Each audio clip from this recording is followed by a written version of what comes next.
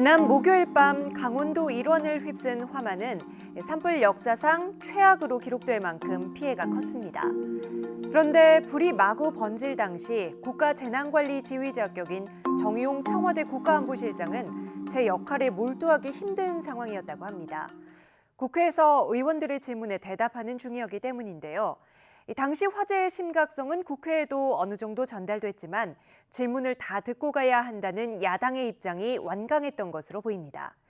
당시 여야 원내대표들의 발언으로 상황을 짐작해 보겠습니다. 근데 지금 고성 산불이 굉장히 심각한 것 같습니다. 그래서 속초 시내에서 지금 민간인들을 대피까지 시키고 있고, 그런데 위기 대응의 총 책임자입니다. 그래서 그것도 좀 양해를 구했더니 안 된다 이렇게 하면서 지금 민간인 대피까지 하고 있는데 그 대응을 해야 될 책임자를 우리가 이석을 시킬 수 없다 이래서 잡아놓는 것이 옳은지는 전 잘 모르겠습니다. 저희도 정의용 안보실장 빨리 보내드리고 싶습니다. 그러면 순서를 조정하셨으면 됩니다. 먼저 우리 야당 의원들 하게 했으면 조금이라도 빨리 가실 겁니다. 그리고 저희가 아까 분명히 그렇게 얘기했습니다. 안보실장은 부득이 그러면 우리 한번 질문할 때까지 조금 계시고 그 사이에 다른 관련된 비서관이나 모두 가도 좋다고 얘기했습니다. 최대한 빨리 정의용 안보실장 가실 수 있게 협조하겠습니다. 그러나 또 국회에서 어쩌다 나오신 안보실장에게 우리 하고 싶은 말이 있습니다. 이거는 비판이 아닙니다. 정말 들으셔야 됩니다. 야당의 이야기를. 네, 물론 의원들이 재난 상황이 어느 정도 심각했는지 미처 몰랐을 수 있습니다. 국회에서 붙잡고 있는 현안들도 중요했겠죠. 하지만 우선순위, 만에 하나 있을지 모를 국가적 재난 가능성을 염두에 둔 초당적 대응에 아쉬움이 큰 건 사실입니다. 더구나 회의의 상당 시간은 굳이 안보실장이 있어야 했나 싶기도 합니다. 함께 보시죠. 아니 이런 협박 속에서 지금 어떻게 하냐면 뭐 하시는 거예요? 그리고 그게 여당 태도가 아니야. 야당 태도 맞습니다. 그래 이런 이야기 없는데 그래 한미 정상회담 앞두고 이런 순서도 못 펴요. 그래 뭘 잘했다고 뭘가 그래서 내가 뭐라 그랬어. 그럼 맞습니다. 아니 뭘 알겠습니다. 송원석 의원! 위원장님! 어디서 위원장한테? 다시 시작된 김학의 사건 수사. 세 번째 수사에 이르기까지 따라붙은 의혹들은 과거 경찰과 검찰의 수사에 모종의 압력이 있었을 거란 추정을 더욱 짙게 합니다. 이번 수사 결과가 정치권에 미칠 파장도 상당할 것으로 보이는데요. 비공개로 진행된 경찰청의 김학의 사건 수사보고 내용에 대해 여야 간의 해석이 정반대인 이유도 그 때문일 겁니다.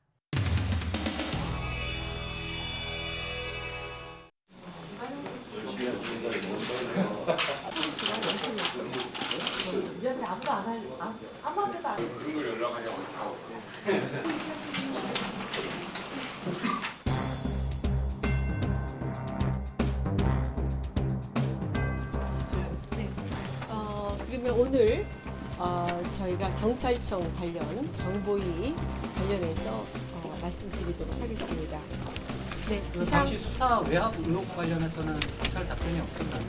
그 부분에 대해서 질의를 했었습니다. 그랬더니 외압이 있었느냐 이렇게 하니까 없었다. 총장은 그렇게 답변이 됐었습니다. 외압도 없고 아무것도 없는데 이것이 무혐의 날 수가 있겠느냐라는 게 제 질의였더니 답변을 하지 않았습니다.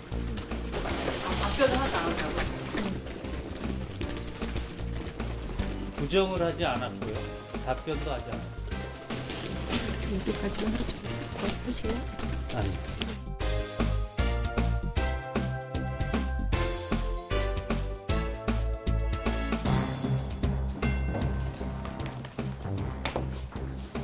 경찰 수사 외압 의혹은 없었다라고 답변을 하셨다고 하더라고요. 그건 이현재 의원의 발언이죠. 제가 들은 거는 그대로 제가 적어놨으니까 말씀드릴게요. 외압에 휘둘리지 않고 공정하게 수사했다. 우리는 수사에 최선을 다했다. 라는 것이 당시 수사를 담당했던 자들의 진술입니다. 이것이 청장의 답변이에요. 행간의 뜻을 읽으시기를 바랍니다. 외압에 휘둘리지 않았다. 그 부분이에요.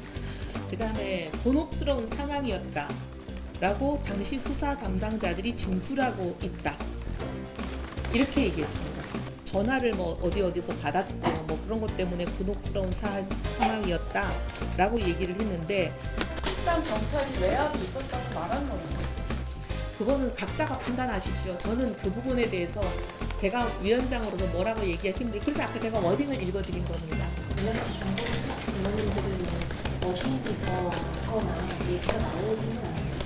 물으려고 하는데 한쪽에서 외압이 없었다니까 하면서 난리를 쳤죠. 외압이 없었다니까 하면서 난리를 쳤죠. 왜 외압이 있었다고 해석될 수 있는 발언을 하냐 하면서 야단이 난 거죠. 우리나라 헌법은 종교의 자유와 함께 정치와 종교의 분리를 담고 있습니다. 모든 국민이 세금 납부의 의무를 다해야 한다는 내용도 헌법에 적시돼 있죠. 종교계가 사회적 현안에 목소리를 내는 것도 필요한 일이지만 사회 구성원으로서 의무를 다한 뒤라면 그 목소리에 더 힘이 실리지 않을까요?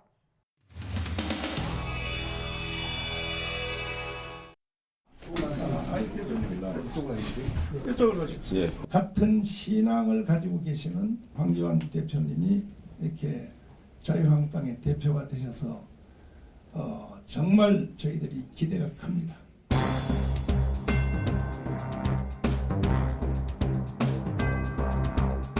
이분이 장관 됐을 때 제가 축사했는 말이 있습니다. 목사 잘 섬기니까 하나님이 장관 자리 주시는데 앞으로는 더 큰 자리 또 줄 거라고 했는데 어차피 대표회장님이 되셨으면 이제 그 다음 정권 이수를 해야 되지 않습니까? 민주당과 청와대가 지향하고 있는 바에 대해서 조목조목 거기에 대해서 이의제기를 좀 더 명쾌하게 해주는 것이 그에 따라서 이 표가 향배가 상당히 더 급진적으로 돌아오리라고 생각을 하고 장로님 대통령을 우리가 3번을 세웠습니다. 이승만 장로님 계셨죠. 그 후에 이제 이명박 장로님, 김영삼 장로님은 세상 사람들이 다 시키겠다고 그렇게 말합니다.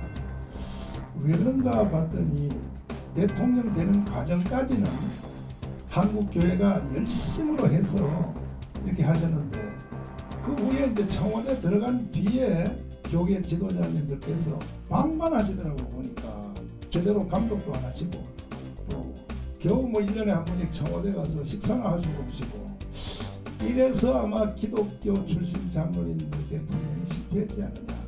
우리 황교안 대표님은 청와대 하나님께서 보내주시더라고 끝까지 우리 교계 목사님들의 지도를 잘 받으시면 뭐 비박이다 친박이다 이런 걸 떠나서 제발 좀 합을 하셔서 야당각에서 우리 한기총 우리 정한 목사님하고 서로 힘을 모아서 우리 대표님 자유민주주의를 지켜주십시오.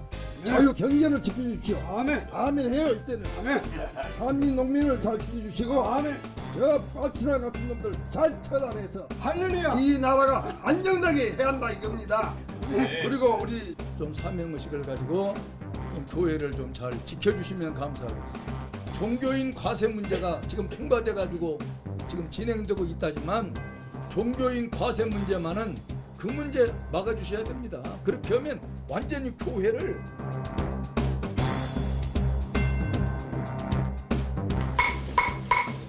별로 금년에 세수 상황이 좋지 않다. 상대적으로 보면은 원래 기초연금 지급 확대 되죠. 예정돼 있죠.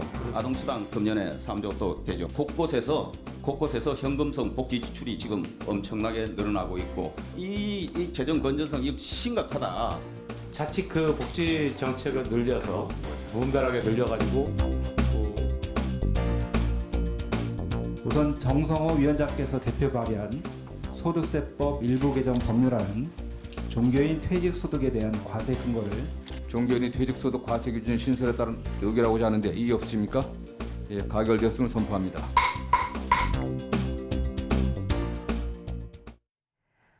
지난 3일 제주 4.3 사건의 71주기 희생자 추념식이 열렸습니다. 제주 4.3 사건, 끝나지 않은 역사라고 하죠. 국가 권력에 의해 무고한 양민들의 목숨이 희생됐지만 피해 보상은 미흡하고 역사를 부정하거나 왜곡하려는 시도도 여전합니다. 다른 한편으론 시간이 갈수록 제주의 아픔이 무엇인지조차 모르는 사람들이 많아진다는 점에서 이미 끝난 일로 여길 수 없는 역사이기도 합니다. 내일 물이 나갈 건데 사태 금방 끝날 거 아니야. 저들 제 맘속에. 아이고 그러잖아. 도색이 밥 줘야 겠네. 아이고 삼촌 무슨 하루 이틀 굶으면 도색이 죽습니까? 1948년 7살이었던 아이는 매일 밤마다 이굴저굴 도망을 다녀야 했습니다. 너무 죄송합니다, 할머니. 할머니 삶에 그런 끔찍함이 있었고 멋쟁이 할머니가 그런 아픔에서 살고 계셨는지 몰랐어요.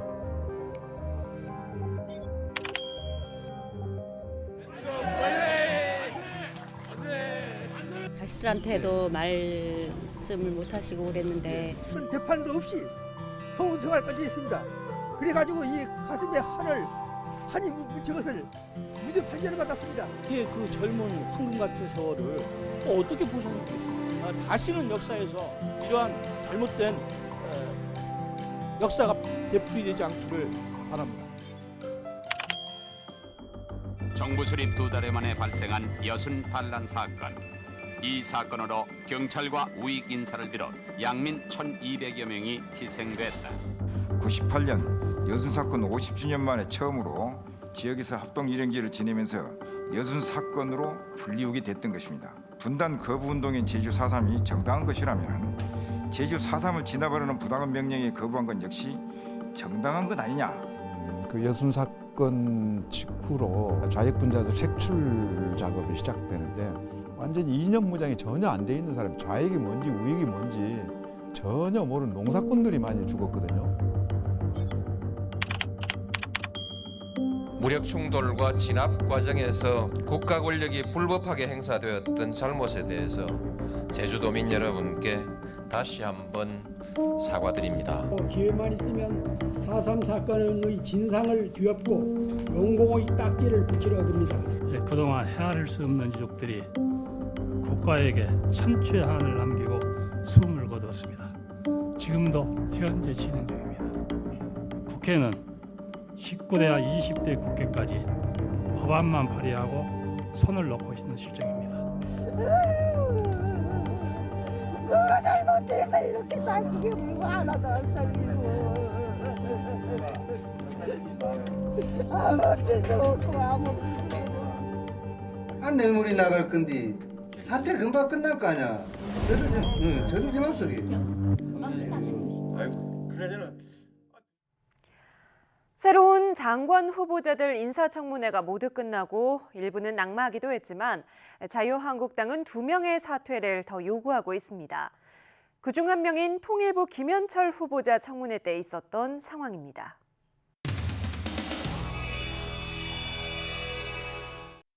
그러니까 확신이 안 서는 거예요. 후보자에 대해서. 후보자라는 인물을 앞으로 통일부 장관이 되면 우리 매일 만나야 돼요. 매일 통화하고 같이 고민해야 되는데 저희도 제가 자신이 없습니다.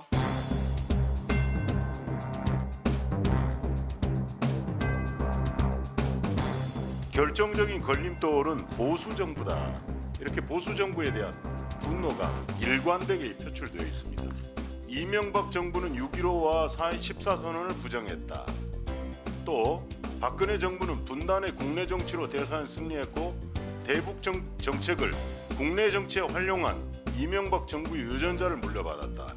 일종의 역사적 정통성이 결여된 보수 세력이다. 이런 보수에 대한 분노, 거침없는 분노가 걱정이 됩니다. 대화와 화합을 말로는 강조하면서 본인은 정책상에는 배쳐가는 저런 후보자가 통일부 장관이 되었을 때 우리 남남 갈등은 얼마나 거세지겠는가 하는 후보자였습니다.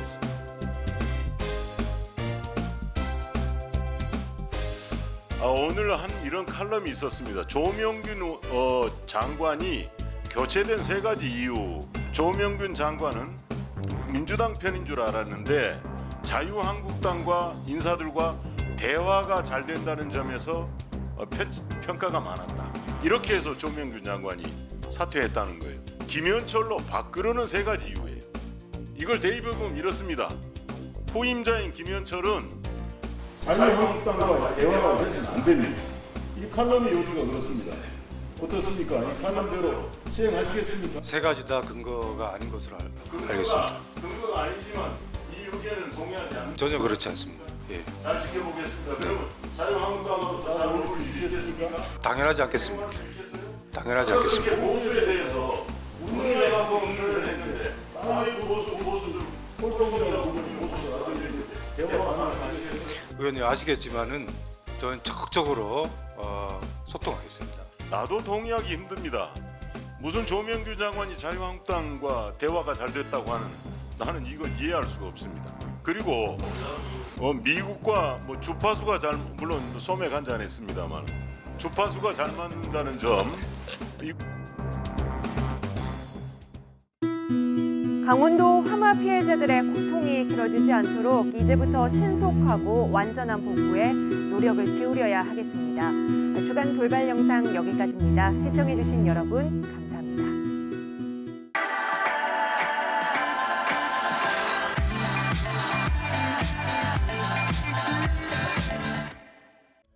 All the same in the world,